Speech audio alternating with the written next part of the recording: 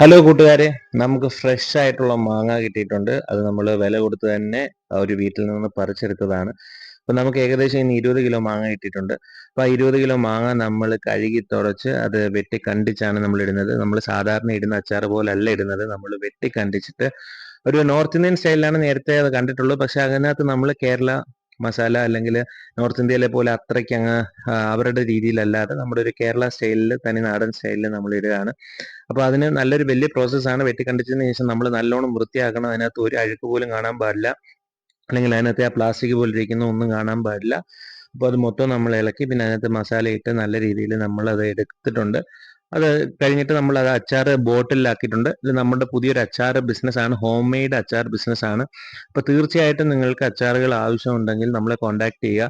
ഒരു പ്രിസർവേറ്റീവ്സും നമ്മൾ ചേർത്തിട്ടില്ല. അതുകൊണ്ട് തന്നെ നിങ്ങൾക്ക് ധൈര്യമായിട്ട് ഓർഡർ ചെയ്യാം. നിങ്ങളുടെ പൊന്നുമക്കൾക്കൊക്കെ വേണമെങ്കിൽ നിങ്ങൾക്ക് കൊടുക്കാൻ പറ്റും. യാതൊരു രീതിയിലുമുള്ള യാതൊരു വിധത്തിലുള്ള പ്രിസർവേറ്റീവ്സും നമ്മൾ ചേർത്തിട്ടില്ല.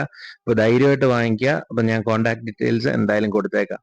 അപ്പോൾ അടുത്തൊരു വീഡിയോയിൽ കാണുന്നവരെ എല്ലാവർക്കും ബൈ.